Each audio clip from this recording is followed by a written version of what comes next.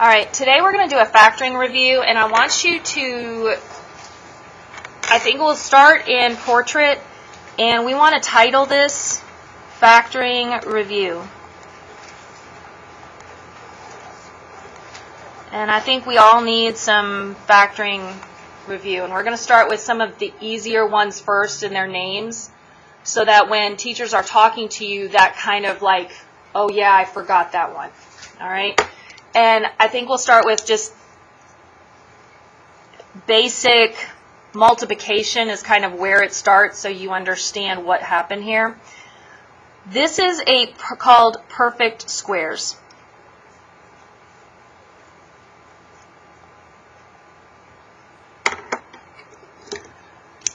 All right. When we're multiplying perfect squares, it's going to look something like this. We could have x plus 3 times x plus 3. Remember, first, x squared, outside, 3x, inside, 3x, outside, or last, 3 times 3 is 9. X squared plus 6x plus 9.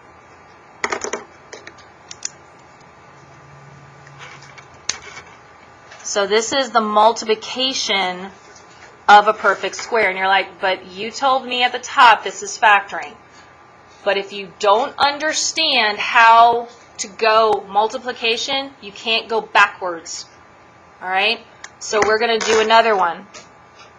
2x plus 1 squared. Now, you're going to notice here that I have two parentheses sets, but here I have the squared symbol. So the next thing a bunch of you do is you'll say 4x squared plus 1. I do not think so. This is where you will make the mistake. This is 2x plus 1 times 2x plus 1. That's what this means. If you can't see that in your head when you're doing your papers, you then want to come through and you want to do that underneath so you can visually see that, because sometimes it's hard to hold it in your head, and that's okay. So I'm going to go first 4x squared. Outside 2x. Inside 2x. Last, 1 times 1 is 1. 4x squared plus 4x plus 1. So those are my perfect squares. So now I'm going to factor using this concept to go backwards. So let's say I were to give you x squared plus 8x plus 16. So we want to figure out a relationship between this. So I look over here and I'm like, okay, x times x is x squared. So right away, I have parentheses. I'm going to square root to get here. So I square root that number.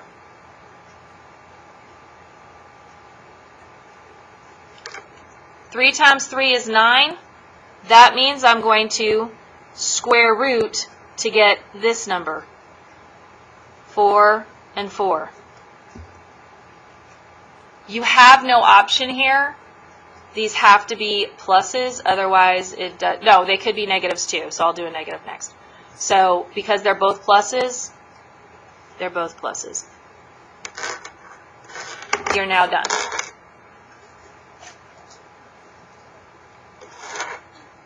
All right, so let's do another one.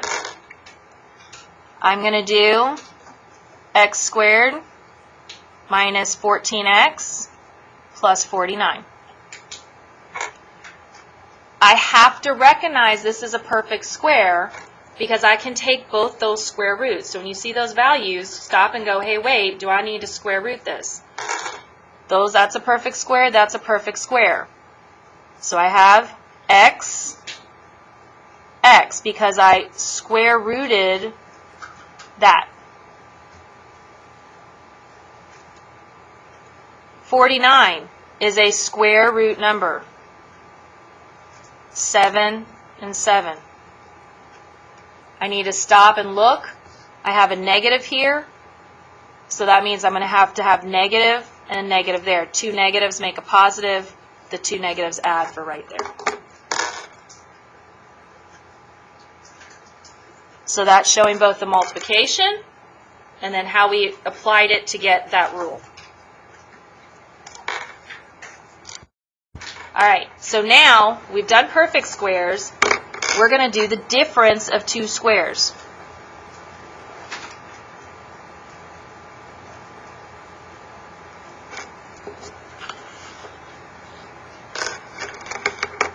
So I'm going to start with x minus 3 times x plus 3. And you should notice between this problem here and this problem here, the only thing that changed was that this is a negative and not a positive. So now I'm going to have x squared minus 3x plus 3x minus 9. Again, I'm now multiplying in my head because I learned my FOIL and I can do it quickly. Negative and a positive added together, cross out. X squared minus 9. Do not confuse this problem with this problem. They are not the same. Notice that I have a squared here and I have a squared inside. So be careful. Let's do it again.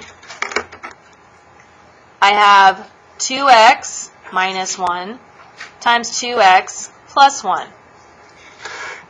Again, same situation as right here.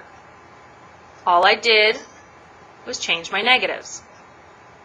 Now, hopefully you're making a connection and saying, hey, wait, when I have a difference of two squares here, my middle term drops out. And all I did was square those two numbers and put a negative. Pretty simple. So, let's see. 4x squared minus 2x plus 2x minus 1. My x's are going to cross out, negative, positive, and I'm left with 4x squared minus 1. Notice again, my middle term has disappeared, and I'm left with this guy. Square it, put the negative. Done. Let's work backwards. All right. So I'm going to have x squared minus 16. So now this is my factoring. So if you look up here, I'm really doing something similar to this. Square root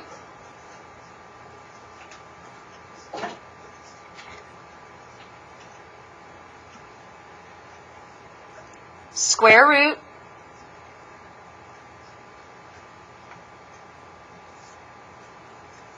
if there's no middle term, negative, positive.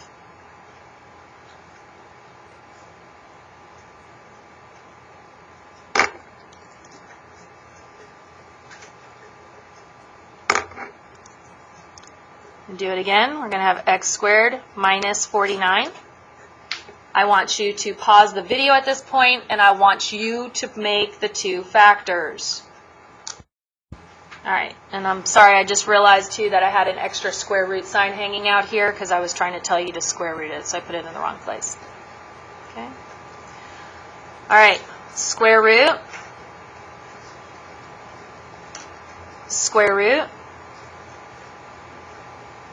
negative, positive, the middle term drops out, and I am done. So on this particular factoring review, we've covered perfect squares and difference of two squares.